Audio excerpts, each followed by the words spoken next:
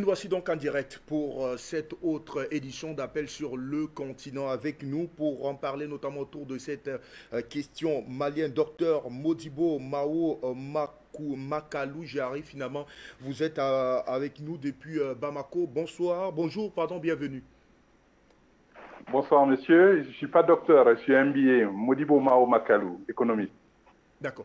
Merci infiniment de nous retrouver donc autour de cette actualité malienne. Vous qui vivez les fêtes donc depuis quelques moments, eh bien c'est donc un sommet, un autre sommet du genre qui va se tenir donc sur la question du Mali et la question donc notamment de la prorogation du mandat de la transition reste notamment d'actualité alors que le ministre des Affaires étrangères veut notamment avec les autorités de la transition une véritable rallonge. Alors c'est quelles sont d'abord d'entrée de jeu notamment vos impressions au sujet de la tenue de cet autre sommet annoncé pour le 9 janvier prochain dans votre pays? Merci bien pour votre question.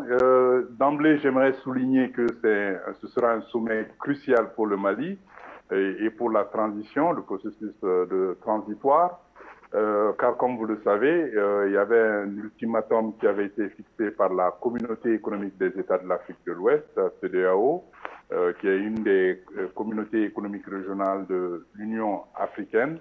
Et il avait été demandé que les autorités de la transition fournissent au plus tard le 31 décembre 2021 un chronogramme détaillé pouvant mener aux élections.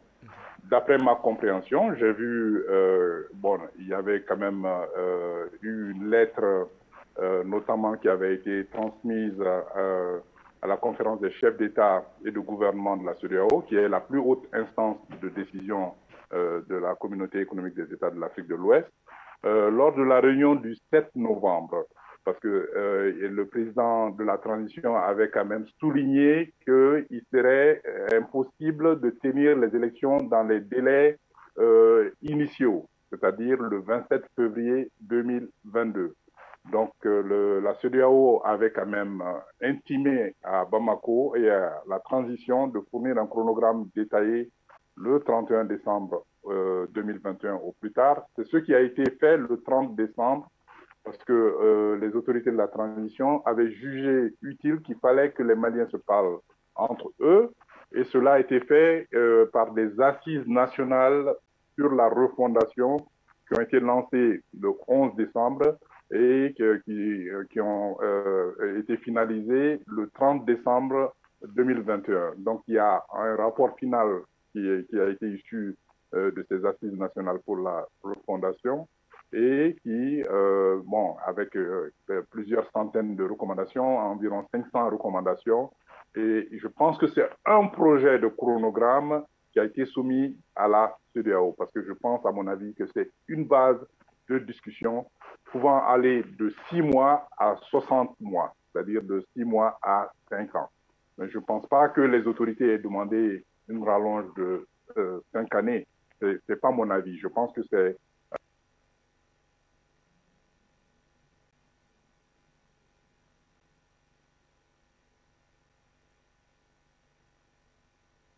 Monsieur Mao Makalou, en attendant naturellement que la connexion soit rétablie avec notamment Bamako, on retient que pour vous, en tout cas, c'est un sommet assez crucial pour le Mali. L'enjeu étant donc notamment la prorogation de la transition.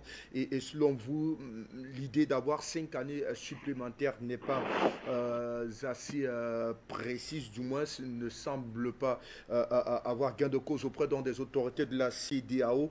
On en parle davantage avec vous. Angachi Béanzan, vous êtes activiste panafricaniste.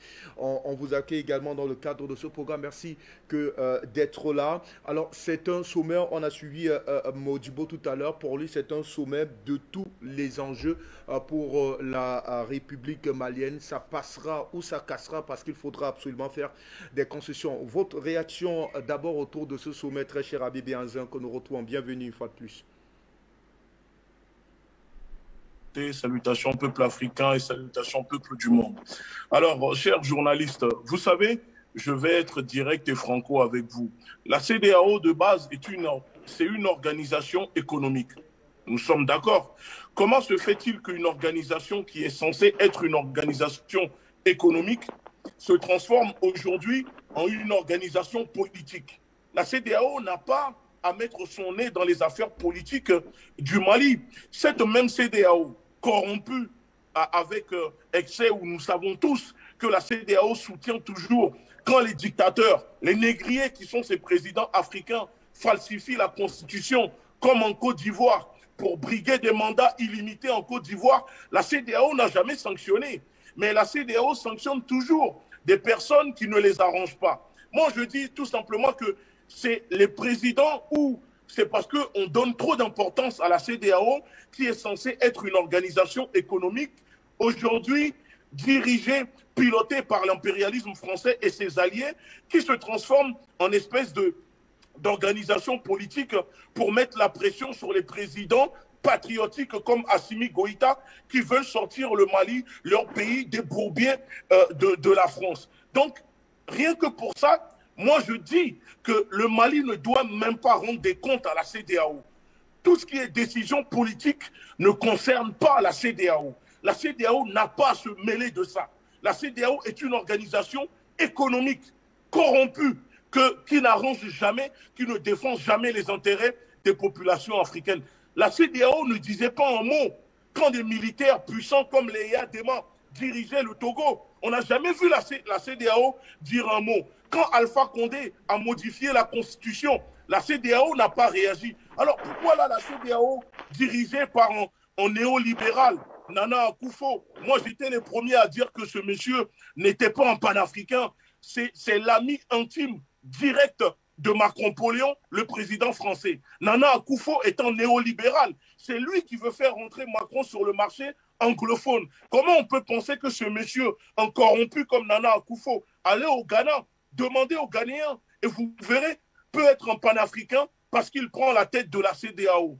Moi, je dis à un moment qu'il faut arrêter d'aller à gauche et à droite. Il faut que l'État malien fonce au tout droit. L'avis de la CEDEAO ne doit pas compter pour eux. Nous le savons que la CEDEAO, c'est un instrument par extension de l'impérialisme pour soumettre les peuples africains et permettre au pillage de leurs ressources. Donc, rien que pour cela, les avis, la décision de la CEDEAO est biaisée, caduque, et il ne faut pas le prendre en compte.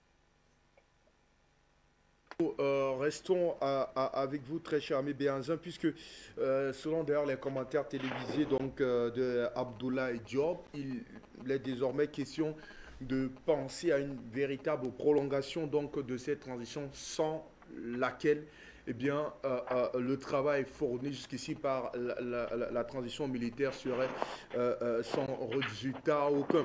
Est-ce qu'il va falloir désormais s'attendre à ce qu'il y ait un autre durcissement de ton entre Bamako et la CEDEAO sur cette sempiternelle question de la prolongation de la transition militaire? Oui, mais bien sûr, parce que la CEDEAO étant dirigée par des Africains, des négriers, parce que tous les Africains ne sont pas nos frères, donc étant dit qu'une organisation dirigée où Jean-Yves Le Truand, alias Basile Zaharov, a son œil, ses oreilles à l'intérieur pour Macron, nous savons déjà la décision de la CEDEAO avant même que la CEDEAO ne puisse se réunir. Et le gouvernement malien, moi je peux vous dire que j'ai discuté avec des personnes du gouvernement rien que ce matin, ils savent déjà la décision de la CEDEAO. Mais vous savez, ils font comme eux, c'est le jeu de l'hypocrisie. Ça joue à la diplomatie parce que la CEDEAO se croit, pense que le gouvernement malien va se soumettre ou va se mettre à genoux. Pour eux, c'est faux. Je peux vous dire ici, je vous donne l'info que M. Goïta ne va pas se plier, ni Goïta, ni Choguel, ni le gouvernement malien ne se pliera aux exigences de la CEDEAO. Mais pour la norme, pour la forme, ils n'ont pas le choix, si je peux dire comme ça, de rendre compte à la CEDEAO. Mais ce que dira la CEDEAO ne compte pas pour le gouvernement malien, puisque le gouvernement malien a déjà la ligne, les projets à suivre, et il ne faut plus rien attendre de la CEDEAO, que je répète, est une organisation économique corrompue, dirigée par des personnes au service de la France. Donc une organisation corrompue économique n'a pas à s'initier dans des affaires politiques intérieures du peuple malien et du peuple africain. Parce que la constitution malienne prévaut et est au-dessus des exigences des droits de la CEDEAO. Le peuple malien est souverain. Donc, la CEDEAO parle, bavarde, gesticule beaucoup parce que nous savons la fédité de cette organisation qui n'a que pour but de servir Emmanuel Macron-Poléon, de servir l'impérialisme pour pouvoir avoir une place un peu au soleil avec quelques manettes d'argent que la France distribue à ses présidents. Donc la CEDEAO est une organisation pour rendre service à la France et pour permettre aux dictateurs africains d'avoir un peu de privilèges dans leur confort d'esclaves. Venons à vous tout à l'heure, puisque vous semblez nous dire notamment que ce sommet était le sommet de tous les dangers. Et là, je vous cite proprement dans vos propos liminaires de ce programme, sommet de tous les enjeux, parce qu'il faudra notamment, très certainement, trouver un terrain d'entente entre la CEDEAO et notamment les autorités de la transition malienne. Mais cette fois-là, on va toujours spéculer autour d'une véritable prolongation de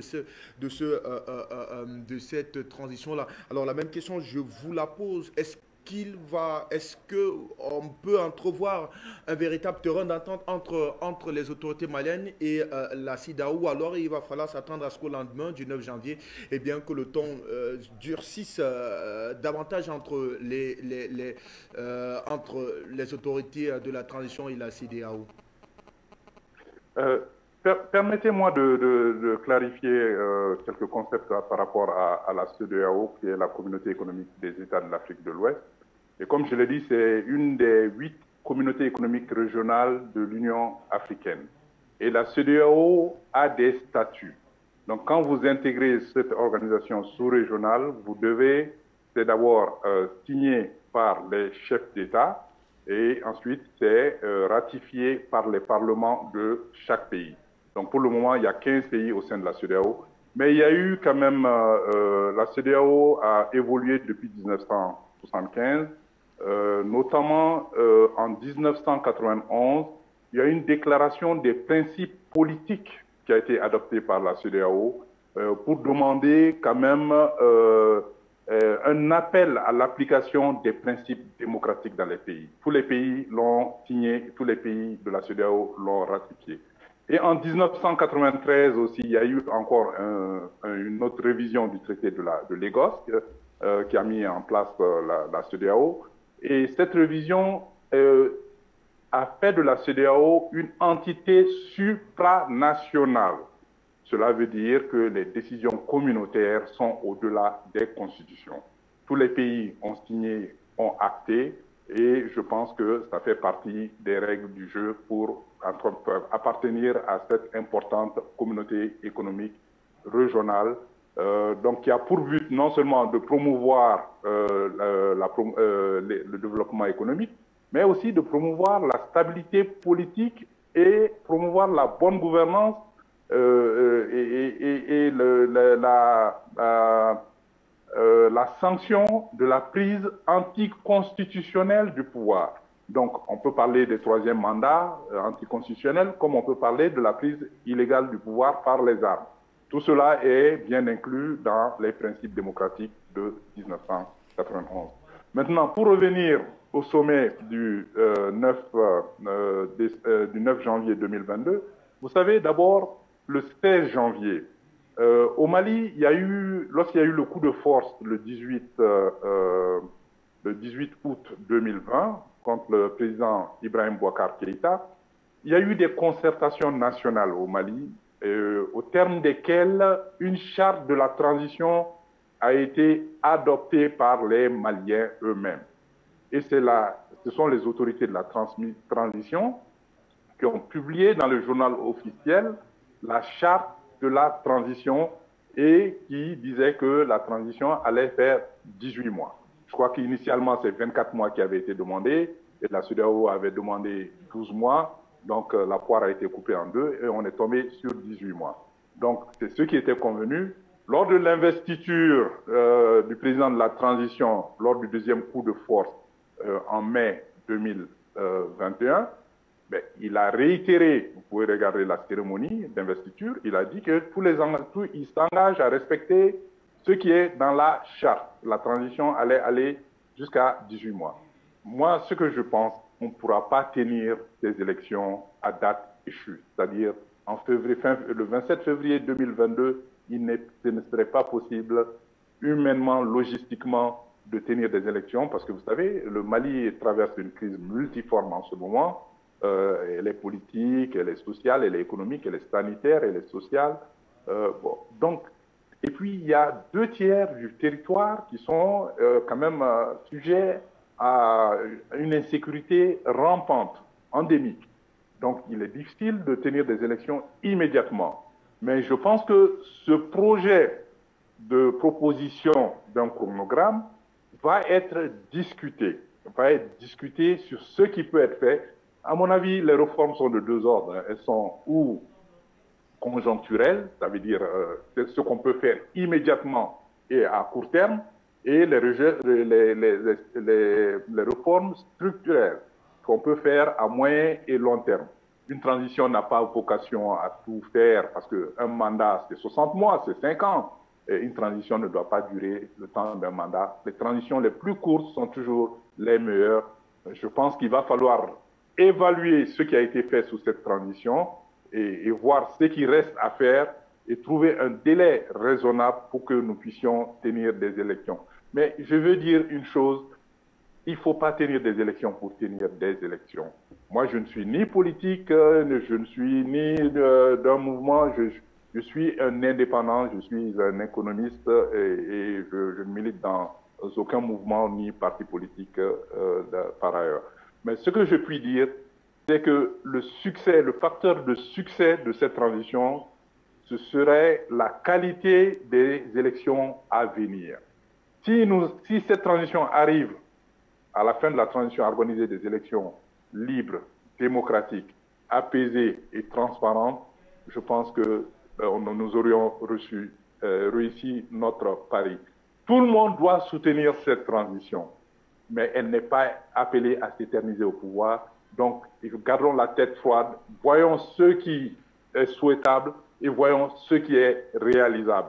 Je pense qu'on peut trouver un accord à ce niveau-là. Et la diplomatie, c'est la négociation. La politique, c'est la négociation. Le Mali a adhéré à la CEDEAO. Le Mali doit respecter les principes de la CEDEAO. Et je tiens par ailleurs à préciser que la transition ne peut pas nous sortir de la CEDEAO. La CEDEAO, c'est plus de 420 millions de personnes.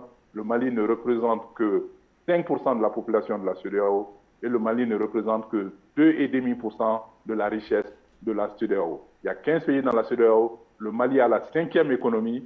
La CEDEAO compte pour nous parce que nous avons beaucoup œuvré en tant que Maliens pour la mise en œuvre de la CEDEAO parce que l'intégration économique, vous savez, notre diaspora est très importante et nous avons plus de 5 millions de Maliens qui vivent à l'extérieur et 90% de ces Maliens vivent dans la CEDEAO.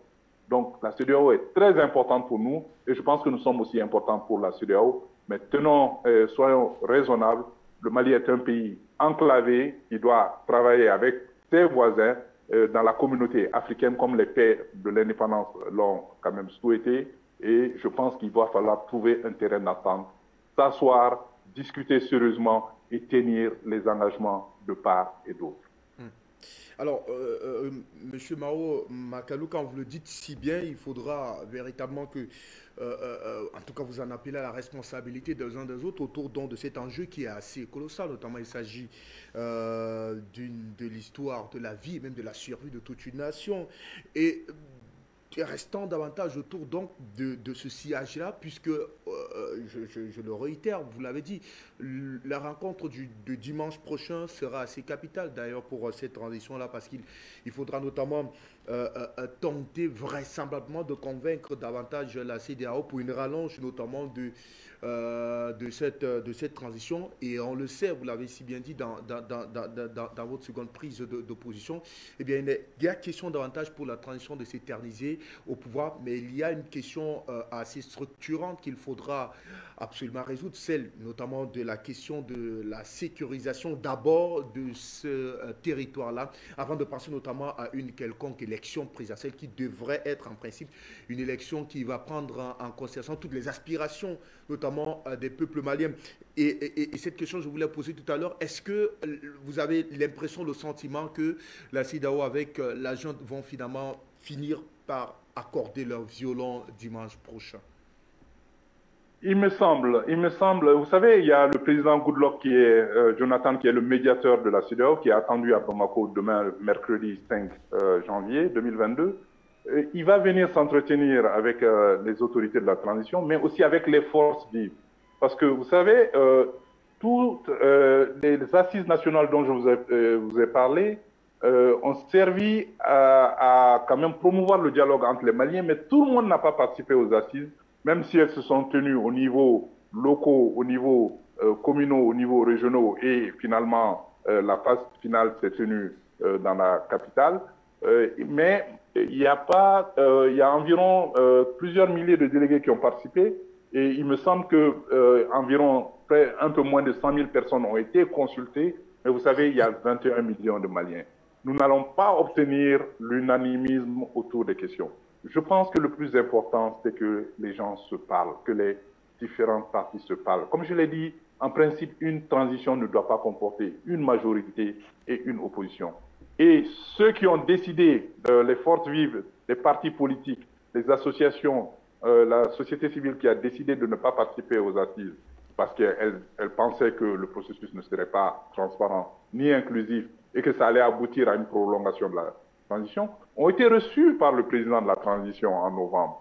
Et je pense que le président de la transition, qui est la clé de voûte des institutions, parce que vous savez, ce président de la transition, il a un rôle phare pour la réussite de la transition. Parce que c'est lui qui a nommé les membres du gouvernement, le Premier ministre et les membres du gouvernement. C'est lui qui a nommé les membres du Conseil national de transition qui fait office d'organe législatif. Il y a 121 personnes qui ont été nommées par lui pour faire office d'organe législatif. Il est le président du Conseil supérieur de la magistrature parce que la Constitution n'a pas été suspendue.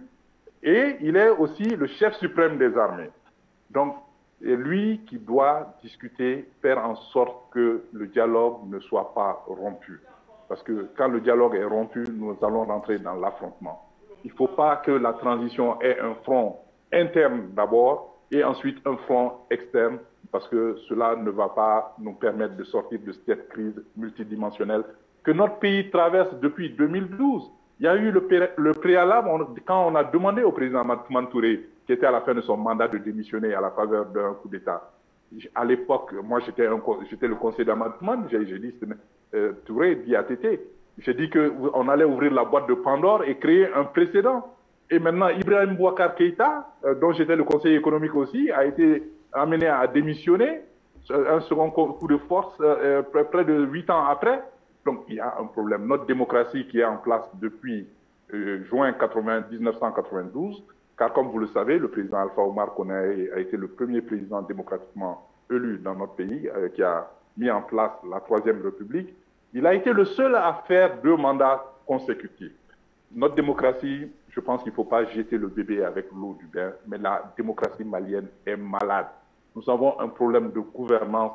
Cela veut dire quoi? Nous n'allons pas blâmer X, Y ou Z, mais nous avons un problème de gouvernance au niveau de nos pays et c'est à nous de faire le diagnostic. Il nous faut un système de diagnostic sans complaisance, une réflexion collective, stratégique et endogène pour résoudre nos problèmes dans leurs causes, pas dans leurs effets. Il ne s'agit à rien de pointer le doigt. Il s'agit à nous de diagnostiquer, de savoir comment se porte la gouvernance dans nos pays. La gouvernance, c'est quoi? Comment nous gérons et comment nous administrons nos pays. Et je pense que la façade démocratique de tenir uniquement des élections et se dire un pays démocratique ne marche pas. Donc, à mon avis, les Maliens doivent évaluer sans complaisance le processus démocratique pendant presque ces 30 dernières années pour construire sur ce qu'il y a de positif, parce qu'il y a bien sûr des choses positives, parce qu'à un moment donné, le Mali était quand même au firmament des pays démocratique, et aussi corriger ce qui ne va pas, parce que la corruption est rampante et l'État, nous avons un État qui est failli à cause de la corruption, et vous savez que l'armée n'est qu'un bras de l'État, donc c'est un problème vraiment sociétal de mauvaise gouvernance auquel nous sommes confrontés que nous devons résoudre. Parce que si nous nous empressons de faire des élections, écoutez, de 2012 à 2008, il nous a fallu 8 ans uniquement pour faire un autre coup d'État. Je pense qu'on n'irait pas loin avec un autre coup d'État. Donc, il va falloir quand même il ne va pas falloir faire de réparations cosmétiques. Il va falloir faire des réparations en profondeur. Mais il faut commencer déjà par des réformes structurelles, des réformes conjoncturelles, voir ce qu'on peut faire immédiatement. Et le prochain régime qui viendra constitutionnellement élu pourra poursuivre les œuvres de la transition. Avant de retrouver notre ami Guinzon, on reste avec vous, Mao Makalou, justement en attendant notamment de faire le bilan de cette démocratie-là pour les 10, 20, 30 dernières années. On va notamment vous interroger sur le bilan que vous faites jusqu'ici, notamment de cette transition qui, en principe, en tout cas selon le cahier des charges qui lui avait été proposé, devrait en principe organiser les élections en février prochain. Et là, on parle de la prolongation donc du mandat de la transition.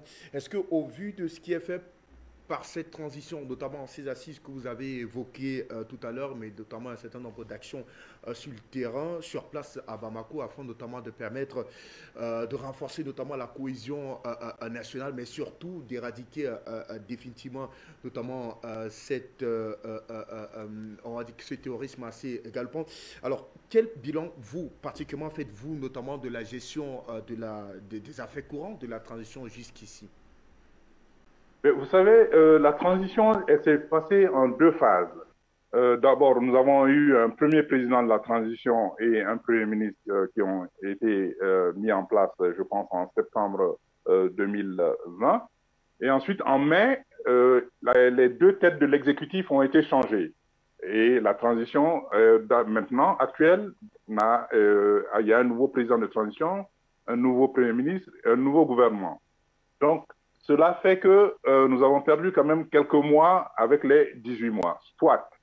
Mais c'est-à-dire, il ne faut pas que nous soyons dans le juridisme, il ne faut pas que nous soyons dans le fétichisme des dates. Il s'agit de régler les problèmes dans leur cause. Pourquoi nous avons un État failli actuellement? Est-ce qu'en faisant des élections maintenant, nous allons résoudre ce problème? Quel doit être le rôle de la transition? Mais je pense que ce sont ces questions qui ont été posées aux assises. Même si tout le monde n'a pas participé, les 500 et quelques recommandations servent de base de recommandations. Les 60 mois, en fait, comme je vous l'ai dit, concernent l'ensemble des réformes, mais qui, à mon avis, pour moi, dépassent les 60 mois ou 5 ans. Je pense que même en 20 ans, on ne pourrait pas entreprendre l'ensemble des recommandations qui sont contenues dans le rapport final des assises. Donc, il va falloir quand même sérier, prioriser, parce que, comme je vous l'ai dit, il y a le souhaitable, il y a le réalisable.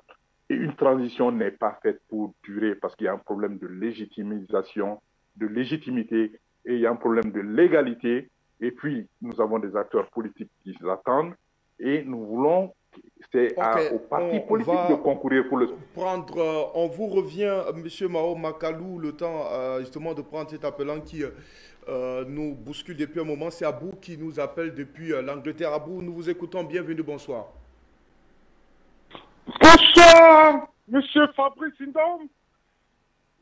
Bonne et heureuse année 2022. Tous mes meilleurs voeux à toi et aux techniciens, au PDG que j'adore, à tous les appelants d'Afrique Média et tous les panélistes d'Afrique Média. En ce qui concerne la problématique de ce soir, en tant que panafricaniste et téléspectateur d'Afrique Média, des premières heures, j'ai un sentiment d'amertume. À ce stade-là, ça fait 10 ans que Afrique Média est dans le combat, que aujourd'hui où nous avons l'honneur d'avoir une révolution au Mali, on a un invité qui vient ramener à compte courant. Et Afrique Média, c'est le panafricanisme qui prône la rupture avec la France-Afrique. Donc, nous ne pouvons pas accepter, après 10 ans de combat, qu'on nous ramène même au moins 100 ans en arrière à faire des discours pareils quand on est dans une révolution. La CEDEAO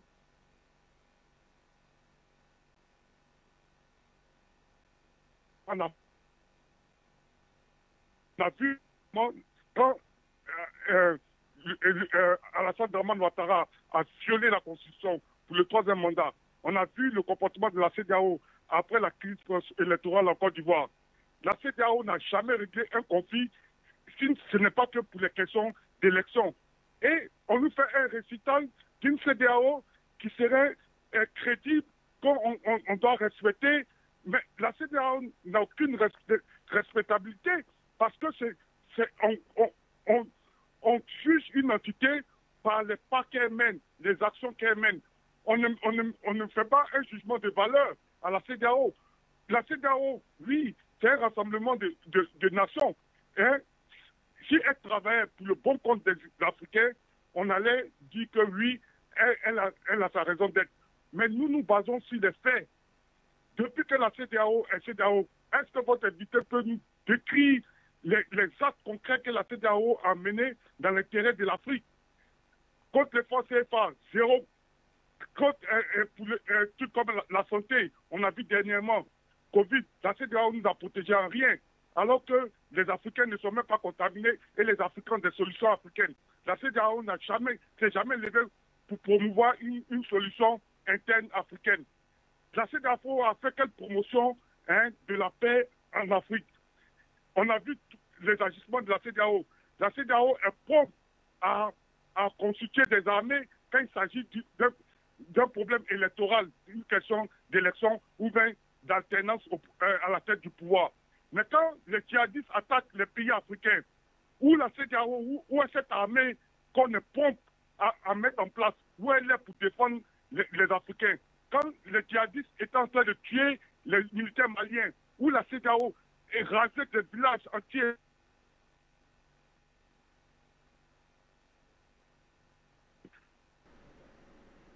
Yaya Jammeh au pouvoir, on n'a jamais vu la pareille motivation de la CEDEAO à mettre en place cette armée-là. Mais, diantre, qu'est-ce que votre invité nous raconte ce soir? On est fatigué de ce genre de... Vous comprenez qu'à cause de vous seuls, et on vient nous dire que non, on est apolitique, on vient... Mais quand vous êtes apolitique, on n'a pas besoin de vous dans nos débats politiques ici, comme à Afrique Média. Afrique Média, nous défendons les intérêts de l'Afrique et nous sommes la génération de la rupture de la France-Afrique. Nous concevons que nous sommes des êtres entiers, à part entière. Nous pouvons nous auto-gérer nous-mêmes en tant qu'Africains, autant que les Français s'auto-gèrent eux-mêmes, les Anglais s'auto-gèrent eux-mêmes, les Allemands s'auto-gèrent, les Américains eux-mêmes se gèrent eux-mêmes. Nous aussi, en tant qu'êtres humains, entités égales à eux, on peut se gérer. C'est de ce qu'on parle. On fait la souveraineté. Peu importe nos erreurs, nous voulons nos erreurs nous-mêmes compenser à nos erreurs. On ne veut pas que quelqu'un d'autre vienne nous enseigner quoi que ce soit. Donc, monsieur, excusez-nous, vous n'êtes pas à votre place. Excusez-nous, nous sommes dans une révolution au Mali. On a le droit de choisir avec tout le peuple malien qu'on puisse faire 5 ans de transition. C'est un choix libre, tel que les Français et les Anglais ici font des choix libres. On ne peut pas comparer un mariage forcé, le Mali et la France, et un mariage voulu, le Mali et la Russie. C'est la nuit et le jour. Vous comprenez?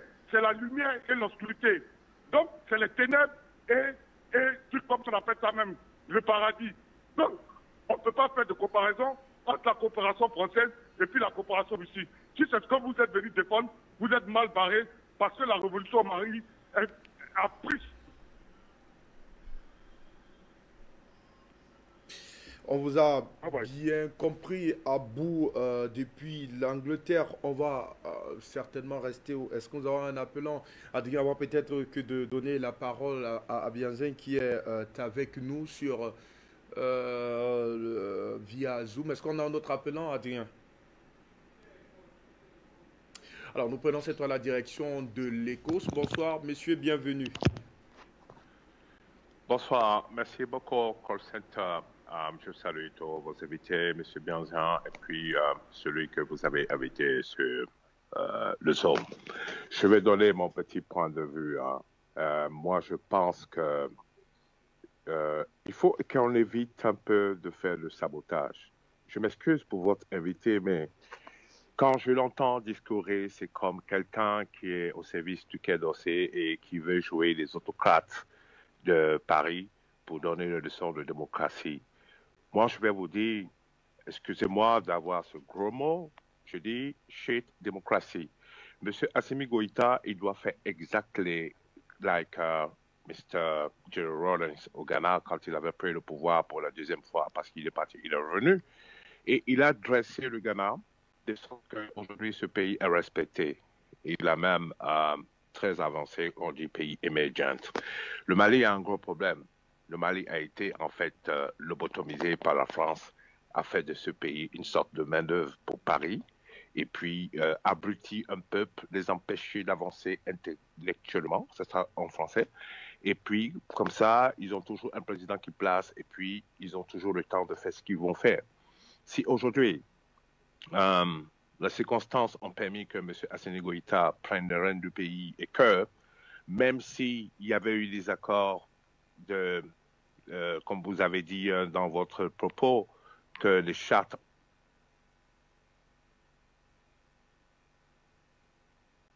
c'est-à-dire c'est toi le militaire qui dirige le pays à ta guise. Et M. Goïta est un homme très pensant, il a associé le pays à cette décision et ils sont unanimes. Donc pour moi, excuse me, ECOWAS n'a pas de place le 9 janvier. Je crois qu'il vient de faire le figurer ça. M. Goodluck Jonathan, il va venir peut-être en touriste au Mali, mais la position du gouvernement malien est déjà là. Donc, actuellement, on est en train de voir comment on va avancer, comment le Mali va récupérer tout son territoire, comment on va chasser l'armée de Barkhane française, tout ça là, comment on va demander aux forces de MONUSMA de partir, comment on va libérer ce pays et puis repartir à zéro parce qu'il y a beaucoup à faire. C'est vrai que lui-même, il a dit qu'il y a beaucoup à faire au Mali, ok. Mais on ne peut pas travailler si on est encombré par des virus. Et moi, j'appelle le virus Barkhane, les forces de l'OTAN et puis les forces de l'ONU. Ce sont des virus qui viennent ronger la politique malienne et l'économie du Mali. Donc, pour moi, il faut éradiquer ça. Il y a de nouveaux vaccins qu'on appelle Russia, Wagner, et je crois que ce vaccin va définitivement écarter ce français virus, ou je peux appeler ça Balkan virus. Voilà. Et le Mali va repartir à zéro parce que ce pays a de potentialités. Je m'arrête ici. Merci beaucoup. Bye. Merci à vous, M. Pinter, depuis donc l'Écosse pour votre contribution dans le cadre de cette actualité. On prend un autre appelant au standard. Bonsoir, bienvenue.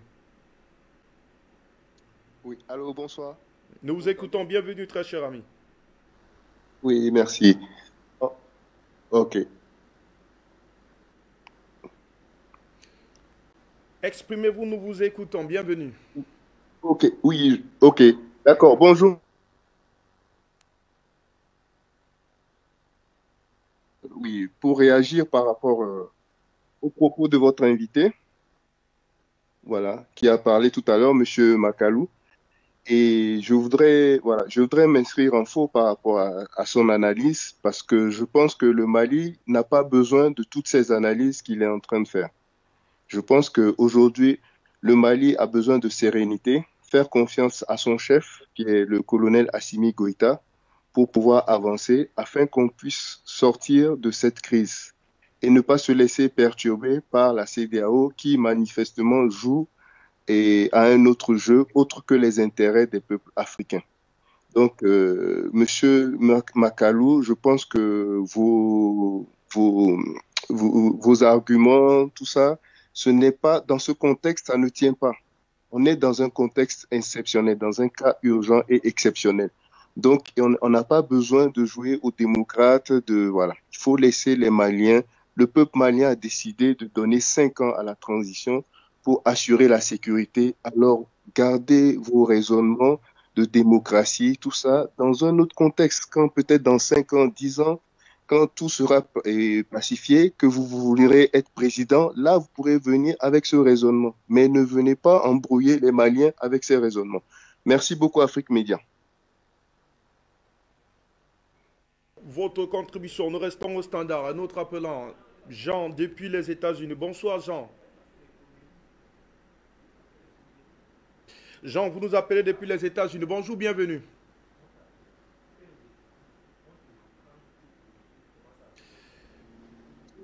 Allez-y, nous vous écoutons, très cher ami Jean.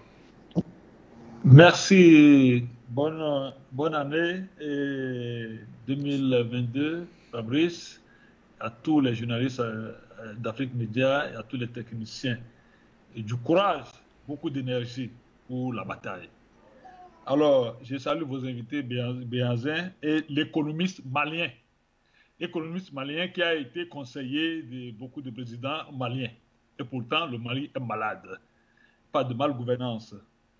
Et monsieur l'économiste Mao, je vais vous poser une question. Quel est votre repère dans cette démocratie dont vous parlez? Quel pays vous pouvez nous donner comme repère dans votre façon de voir la démocratie? Il n'y a pas la démocratie, la CEDEAO est là pour que dans ces pays, dans les pays membres, qu'il y ait la démocratie pour que l'économie marche comme ça.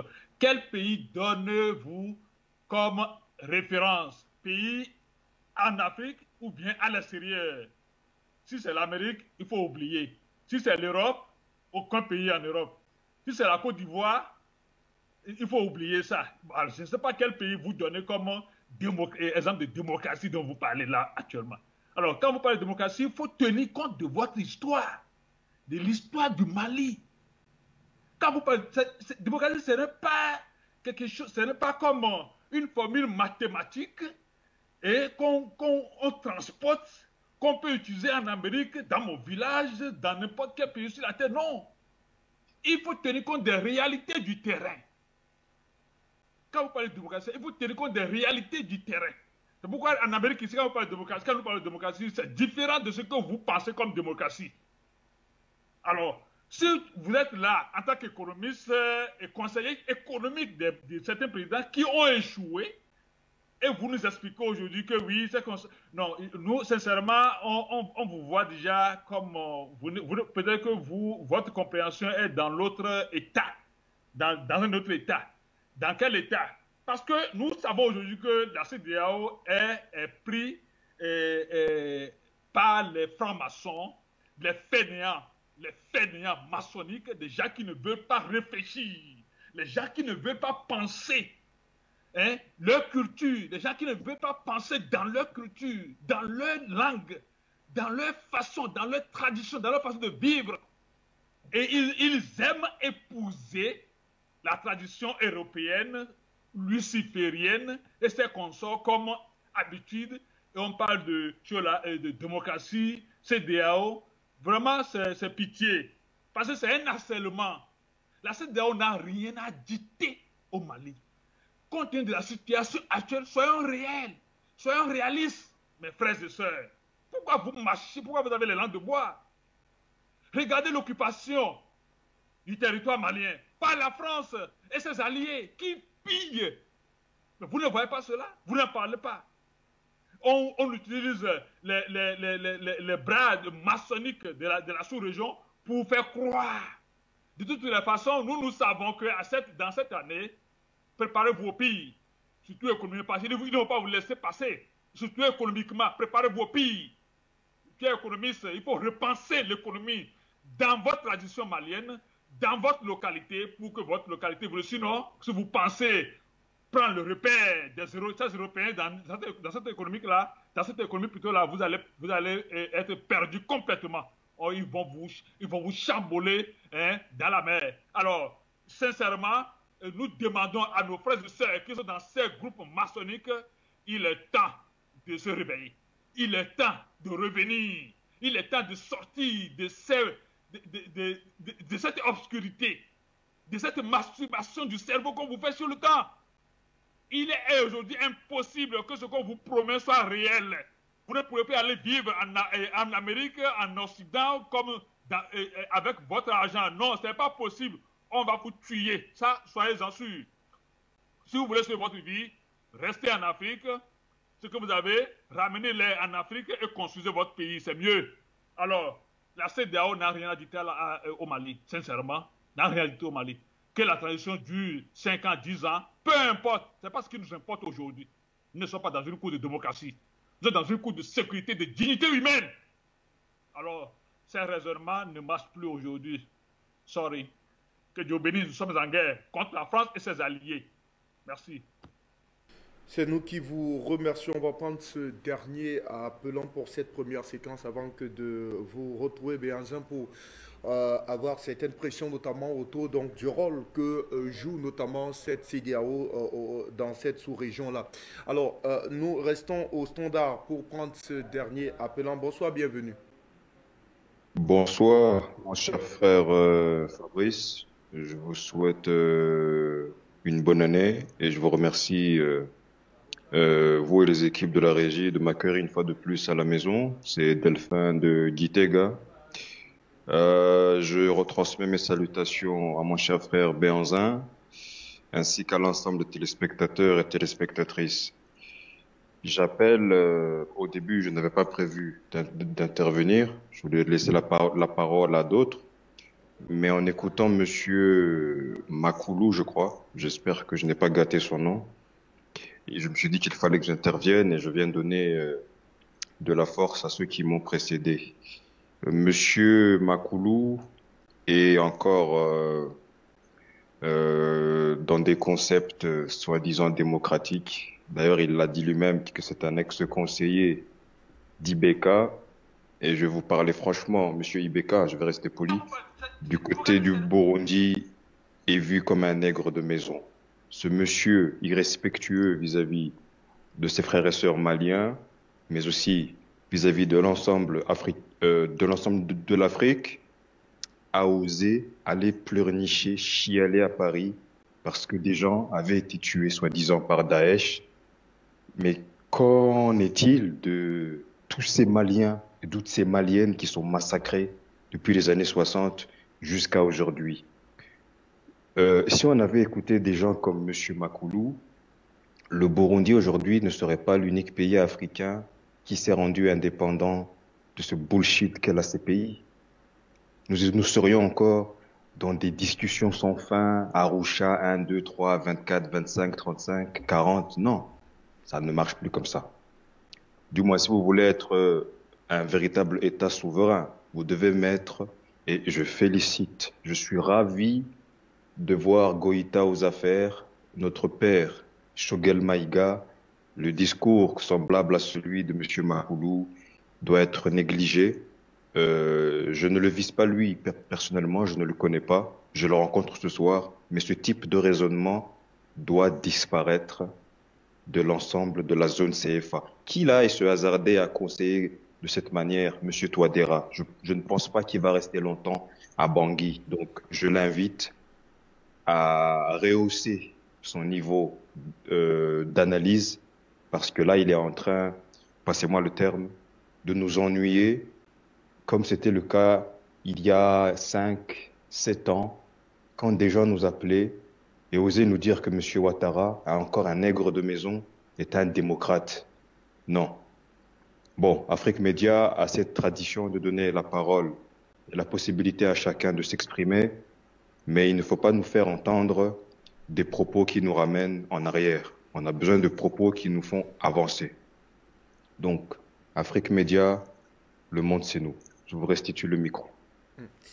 Infiniment merci Delphin. On retrouve donc notre invité Béhanzin afin donc de faire le point notamment autour, Béhanzin, je l'ai dit, autour du rôle que joue notamment cette organisation sous-régionale qui est la CEDEAO dans ces pays membres. Est-ce qu'on peut accorder un blanc-seing aujourd'hui à la démarche donc de la CEDEAO, que ce soit sur le cas du Mali et même sur le cas de la Guinée, pour faire une lecture comparée, notamment, peut-être pas comparée, mais une lecture en tout cas de ses actions dans cette sous-région? Est-ce qu'on peut lui accorder, à cette organisation-là un blanc-seing aujourd'hui au niveau de ses motivations, de ses actions?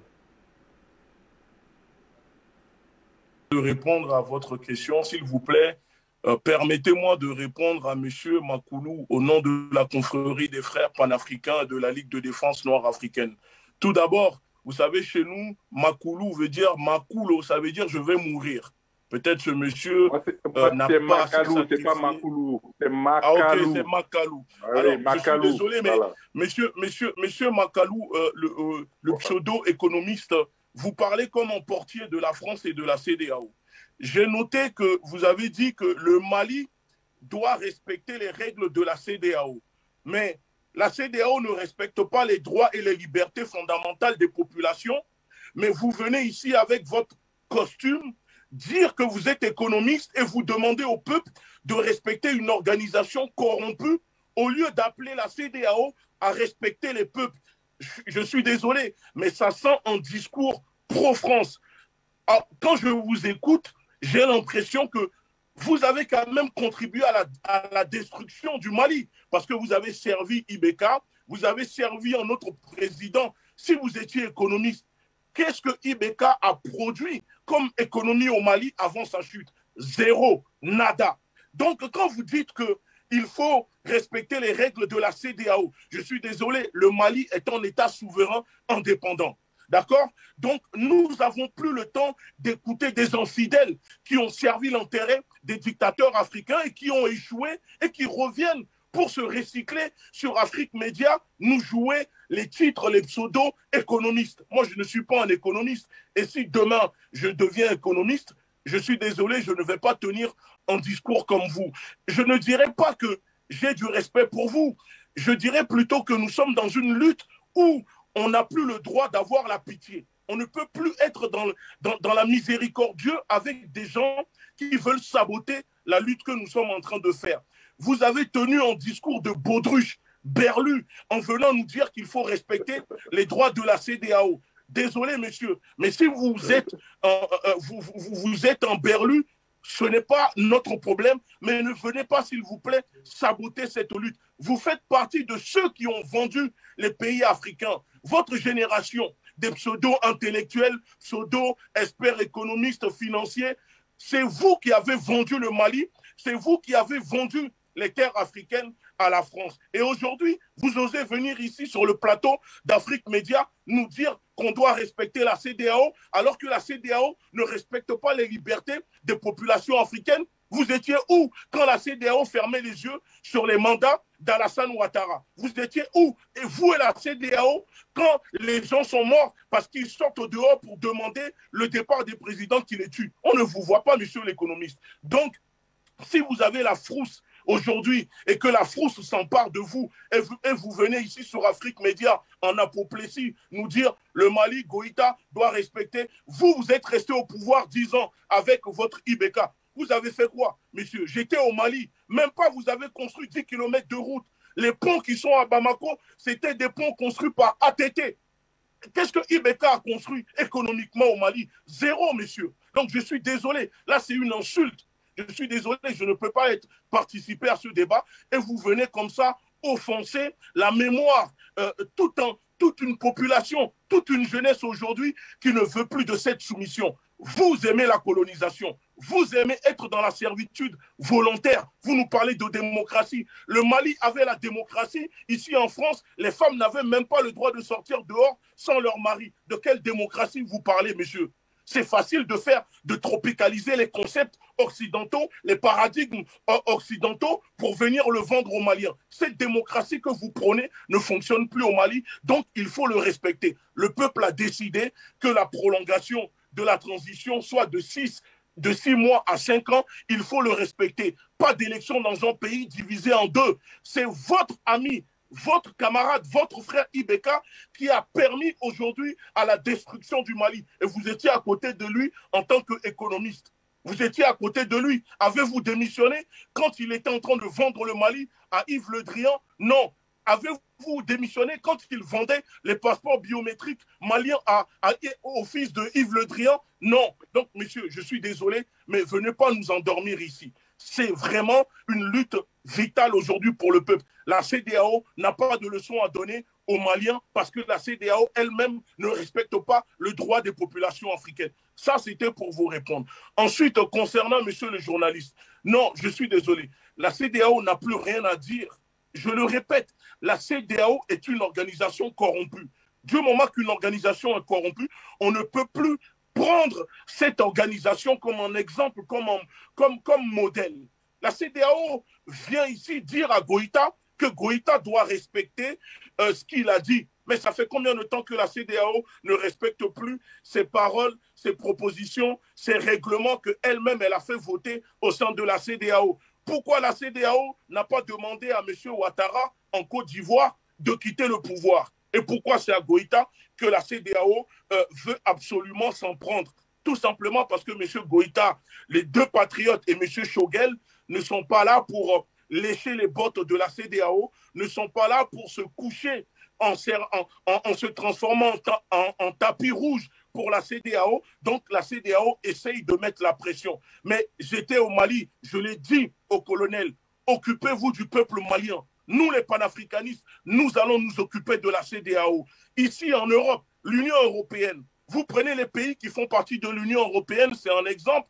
Vous prenez par exemple la Bulgarie, les Allemands, l'Allemagne, la France ne respectent même pas ce qu'ils doivent vous faire au sein de l'Union européenne. Est-ce qu'on a vu des gens venir dire « Ah, la France doit respecter ». Oui, la France fait partie de l'Union européenne, mais il y a des choses que la France ne respecte pas et personne ne dit rien. Que le Mali fasse partie de la CEDEAO est une chose, mais la constitution malienne prévaut et au-dessus de la CEDEAO. Et la CEDEAO ne peut pas imposer quoi que ce soit, ni aucune volonté au peuple malien. Ça, vous devez le comprendre, messieurs. C'est très important de comprendre. La CEDEAO, oui, mais le Mali est libre de décider. Et si demain même, Goïta veut faire sortir la CEDEAO, le Mali de la CEDEAO, c'est son droit. Les Maliens iront voter et choisiront eux-mêmes s'ils veulent quitter ou pas la CEDEAO. La CEDEAO ne fait rien pour le Mali. Qu'est-ce que la CEDEAO apporte aujourd'hui au peuple malien? Je suis désolé, je ne sais pas si vous vivez au Mali ou si vous êtes encore au Mali, mais vous-même, quand vous parlez, vous défendez la CEDEAO. N'avez-vous pas honte? Vous n'avez pas des enfants? Vous n'avez pas des enfants? Vous ne voyez pas l'état aujourd'hui actuel du Mali? Qu'est-ce que la CEDEAO fait pour le peuple malien, monsieur? La CEDEAO ne fait rien pour le peuple malien. Donc la CEDEAO n'a plus de leçons à donner au peuple malien. Que la CEDEAO aille en enfer, au diable. Vous comprenez? Aujourd'hui, c'est la révolution. La révolution, elle est en marche. Il y a une nouvelle génération qui se met debout et vous devez l'accepter. Rangez-vous sur le côté, soit vous rentrez dans la ligne ou vous vous mettez sur le côté. Sinon, nous allons vous écraser. Il n'y aura pas de pitié. Toute personne qui veut saboter la révolution actuelle en cours au Mali, nous allons l'écraser. Il n'y aura pas de pitié. Même si c'est mon frère, même si c'est ma soeur, nous allons l'écraser à un moment, c'est comme ça. Il y en a marre des gens qui viennent tout le temps saboter la lutte que nous faisons.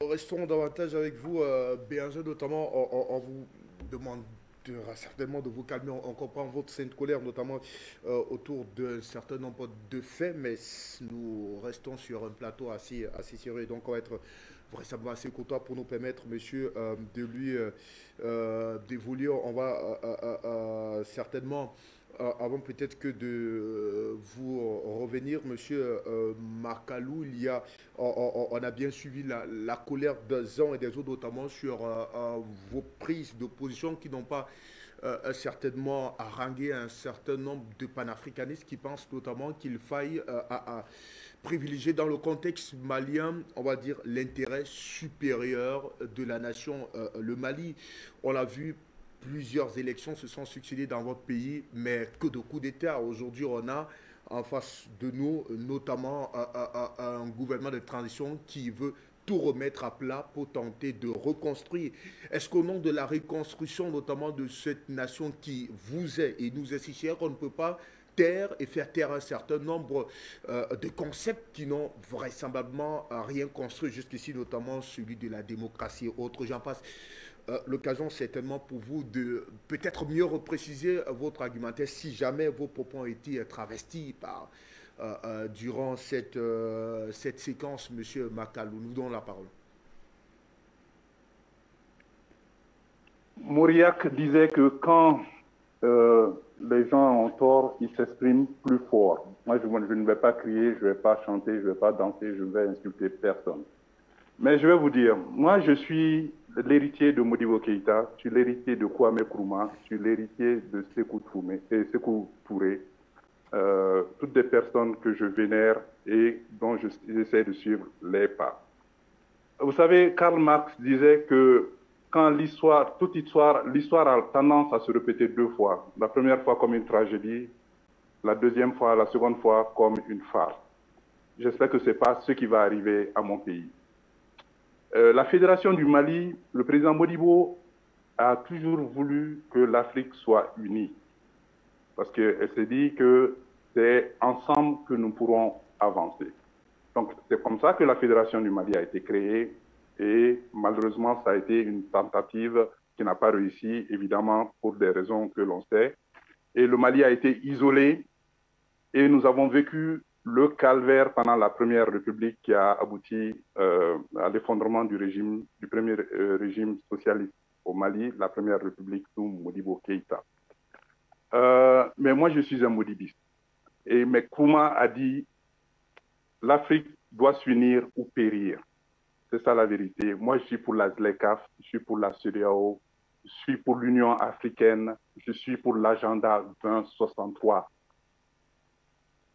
La CEDEAO des peuples, l'Afrique des peuples. Moi, c'est ce que je veux. Je veux voir 1,4 milliard d'Africains, autant que la Chine, faire son chemin. L'Afrique aujourd'hui,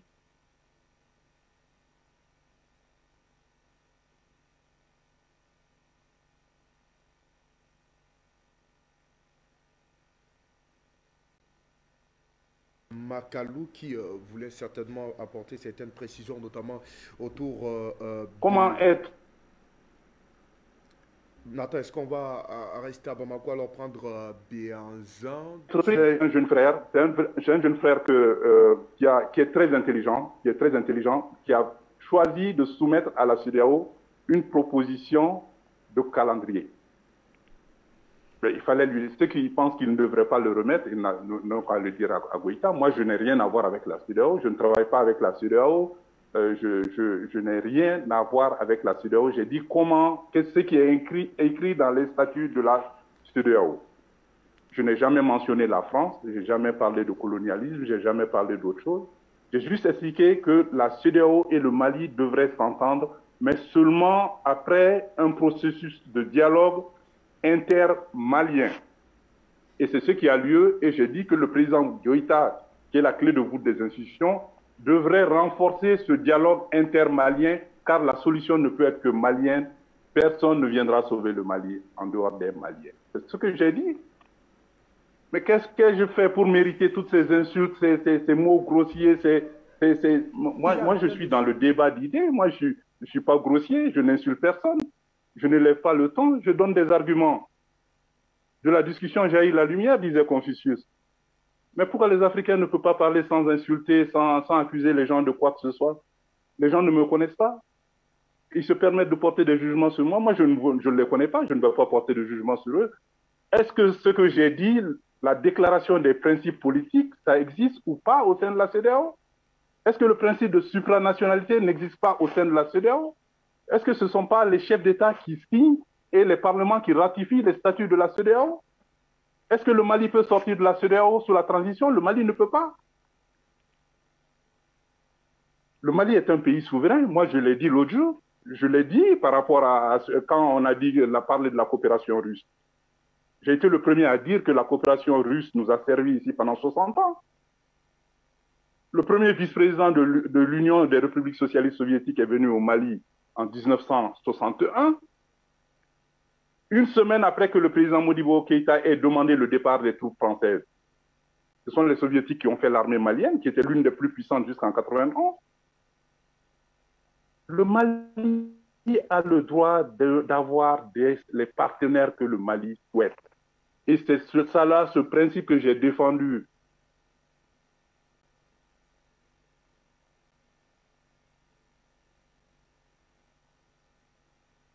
reprendre l'antenne puisqu'on a des soucis de connexion avec vous. On a au Mali, c'est ce principe que j'ai défendu au sein de l'Union africaine. L'essentiel de votre réaction, on va vous donner la parole, très cher ami Béanzin, donc pour véritablement tenter de poser davantage les enjeux, en tout cas de cette rencontre du 9 janvier prochain. On a suivi la pensée de M. Mao Makalou qui s'est plus ou moins, on va le dire, repréciser autour donc de cette actualité-là pour éviter notamment que ça aille dans tous les sens. Alors, très cher ami, bien sûr, on va rester dans le vif du sujet puisque l'enjeu est notamment ce sommet à venir dimanche prochain.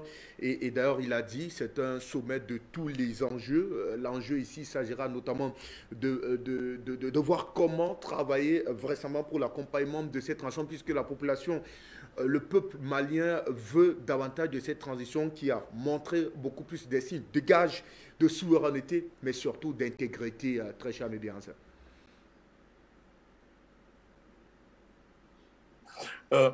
Si la CEDEAO respecte la souveraineté du peuple malien, si la CEDEAO respecte les décisions du peuple malien, alors le peuple malien peut travailler, je dis bien peut travailler, peut-être avec la CEDEAO. Mais si la CEDEAO ne veut pas respecter l'avis, la décision du peuple malien, le peuple malien ne travaillera pas avec la CEDEAO. Dire que le Mali ne peut pas sortir de la CEDEAO, pour moi, c'est comme dire qu'on ne peut pas quitter le franc CFA et battre notre propre monnaie. Le Mali peut quitter, par exemple, le franc CFA au bout de 3 jours et battre sa propre monnaie. Donc c'est juste. Le Mali l'a fait en 62. Le Mali a quitté le CFA en 62. Et il est revenu en 67. Mao, permettez que Béanzin puisse aller au fond de son exposé. Allez-y, très cher ami. Oui, donc ce qui se passe, c'est que la CEDEAO, moi je ne comprends pas qu'on peut encore donner du crédit à une organisation telle que la CEDEAO. C'est ça le problème. Pour moi, la CEDEAO a du sang sur les mains, le sang des Africains. La CEDEAO porte le sang des Africains sur les mains. La CEDEAO est complice de crimes imprescriptibles contre l'humanité dans les pays africains qui sont membres de la CEDEAO. Tout le monde sait de quoi je parle. La CEDEAO est une organisation virtuelle qui est là pour mettre la pression à des présidents qui ne vont pas dans leur sens. Donc, si la décision de la CEDEAO correspond et va dans le sens de M. Goïta et de M. Choguel, pas de problème. Mais si c'est pour mettre le bâton dans les roues de la transition au Mali, je vous dis, je le répète, M. Goïta ne suivra pas. M. Goïta a déjà accepté le défi lancé par la CEDEAO de voir si il y aura ou pas les élections au Mali, alors que le Mali est divisé en deux. Donc, une organisation comme la CEDEAO qui est là pour servir l'intérêt de ceux qui exploitent, qui sont là pour détruire le continent africain, on ne doit même plus accorder du crédit. C'est ça que je dis, ça veut dire même venir discuter de ça, nous perdons du temps. C'est comme si la CEDEAO est une organisation hyper puissante et que si demain le Mali n'est pas dans la CEDEAO, les Maliens vont mourir de faim. Vous savez, avec ou pas la CEDEAO, dans les 14 camps de concentration qui sont nos pays, dont le Mali fait partie, les gens meurent de faim. Les gens n'arrivent pas à manger. Il n'y a pas de justice sociale. Il n'y a pas de système éducatif. Il n'y a pas de système sanitaire. Donc, qu'est-ce que la CEDEAO apporte comme amélioration? Qu'est-ce que la CEDEAO apporte comme changement au peuple malien que le peuple malien n'a pas déjà? Ça fait depuis combien de temps le Mali est au sein de la CEDEAO? Est-ce que c'est la CEDEAO qui donne à manger au peuple malien? Est-ce que c'est la CEDEAO qui nourrit, qui protège les Maliens? La CEDEAO n'est même pas capable d'envoyer 1000 soldats pour défendre le Mali. Donc, moi, je ne comprends pas tout ce bavardage inutile. On perd notre temps à donner du crédit, une décision. Moi, je vous dis, j'ai parlé avec les membres du gouvernement. Ils n'attendent pas une décision de la CEDEAO pour mener leur politique. Et nous le voyons déjà, que le gouvernement de Goïta n'attend pas la CEDEAO pour faire ce qu'ils ont à faire. Mais c'est juste la formalité, vous savez, comme on dit, la plutocratie dit de suivre cela, donc ils font aussi exprès et pour jouer le jeu. Mais ni Choguel ni Goïta n'attendent la CEDEAO pour dérouler le projet, pour dérouler le changement au Mali. Et ça, nous devons tous les soutenir. Ce n'est plus un problème du peuple malien contre la CEDEAO. La CEDEAO doit comprendre que maintenant, c'est un problème du peuple africain contre la CEDEAO. Ça veut dire maintenant, ce sont les Africains qui sont contre la CEDEAO, ce n'est pas seulement le Mali. Et la CEDEAO n'a qu'à foutre la paix au peuple malien pour que les Maliens puissent changer leur pays, sortir le pays de ce bourbier et qu'ensuite on pourra reparler des élections et des soi-disant règles de la CEDEAO. Si la CEDEAO n'est pas d'accord, que la CEDEAO exclue le Mali et c'est terminé et on continue notre lutte. C'est tout. D'accord. Merci à vous, très cher Habib. On va prendre exceptionnellement, je crois, 2 à 3 appelants avant de refermer cette édition d'Appel sur le continent. Monsieur Koulibaly Mamadou, je crois que vous nous appelez depuis la France. Bonsoir, bienvenue, votre contribution. Koulibaly Mamadou. Allô, vous m'entendez? Allez-y, vous êtes en direct, nous vous écoutons. Bienvenue. D'accord. En fait, je remercie tout le monde, les auditeurs et les auditrices. Je remercie aussi l'Afrique Média. Mon frère malien qui est là, assis là-bas, ou mon frère, franchement, je suis déçu de lui. C'est comme si nous ne sommes pas du même Mali, on ne parle pas du Mali là. Là, je suis très déçu de lui. Il n'est pas documenté ou il n'est pas né au Mali ou grandi au Mali. Sincèrement, j'ai du respect pour lui. Mais s'il déchaîne comme ça, s'il vient parler de mon pays, il faut qu'il parle vraiment de mon pays. Là, il ne parle pas de mon pays, là. Franchement, il est en train de vendre l'image de je ne sais pas de quel pays. Moi, je suis né au Mali, grandi au Mali. Et actuellement, je suis là en France, c'est vrai, mais l'histoire de Mali, ce n'est pas celle qui vient de nous dire. Maintenant, je réponds directement sur l'autre invité là, tu vois. Concernant la CEDEAO, franchement, on n'en a rien à foutre de la CEDEAO. Toute personne qui essaye de se mettre, de mettre un bateau sur notre gouvernement actuel qu'on a, et la personne, comme a dit l'autre frère, on ne va pas hésiter de lui couper la tête. Je vais être direct avec vous. Franchement dire, on en a marre de ces marres de politiciens qui se disent docteurs ou professeurs ou j'en sais rien de leur diplôme de merde. D'accord? Le Mali d'aujourd'hui, la façon dont le gouvernement malien fonctionne, c'est le vœu de Maliens. C'est le vœu de Maliens lambda, de Maliens de pauvres. D'accord? Ce n'est pas de Maliens de politiciens. On s'en fout de politiciens là. On s'en fout de la CEDEAO. On s'emballe de la France, ni de l'Union européenne ou d'autres personnes. On veut que le Mali soit comme on veut et ça va fonctionner comme ça, comme on veut. D'accord? Donc, le Malien qui est là-bas assis, je le respecte parce que c'est votre invité, je ne veux pas le manquer de respect, mais qu'il aille encore se documenter sur l'actualité du Mali. Sur l'actualité du Mali, qu'il ne vient pas sur l'Afrique Média et nous donner de ce genre des informations. C'est faux et archi faux. D'accord? Le Malien, on a assez souffert, le peuple africain, on a assez souffert pour tous ces merdes-là. Des personnes qui ont sorti de Sorbonne. A été retenue. On va donner la place à un autre Africain qui souhaite réagir donc autour de cette actualité depuis la Californie. Philippe, vous nous retrouvez. Bonsoir, bienvenue. Votre contribution.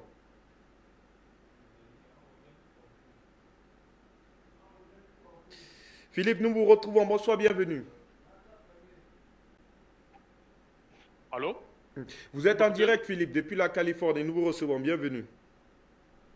Ok, bien. Merci beaucoup, Thierry.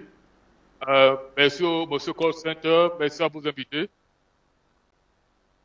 Ma participation ce soir, je suis un peu souvent trop dessus parce que nous, les Africains, nous aimons toujours vouloir montrer au monde que l'Africain humaniste, celui qui comprend tout, il comprend les autres. Je suis aux États-Unis, je suis en Californie, Thierry. La ligne éditoriale doit être une ligne éditoriale. Il ne faut pas nous inviter ces gens qui viennent vouloir confondre. Nous sommes dans une transition et la lutte a commencé, ça fait depuis longtemps, ça fait plus de 10 ans que la lutte a commencé. Nous sommes dans une transition, il y a des gens qui sont encore trop sceptiques, il y a des Africains qui ont des âmes sensibles. Donc quand certaines personnes viennent comme ce monsieur qui est sur le Zoom, je pense qu'il est en France, je ne sais pas où, nous raconter des conneries, franchement, je ne veux pas lui manquer de respect, je m'excuse pour le mot connerie. Mais c'est pas ça, nous n'avons pas besoin de ça. Ici, là où nous sommes, il y a une ligne éditoriale. Si tu viens dans un plateau, tu commences à parler, dire des choses qui sont hors de la ligne éditoriale, on te censure. Nous sommes en guerre. C'est une guerre communicationnelle, Thierry. Il ne faut plus nous...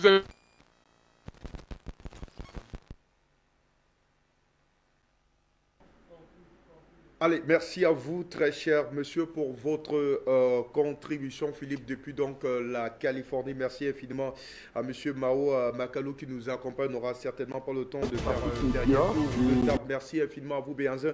On se donne rendez-vous demain pour une nouvelle édition d'Appel sur le continent. Juste après moi, ça sera le grand journal africain. Bonne soirée à tous.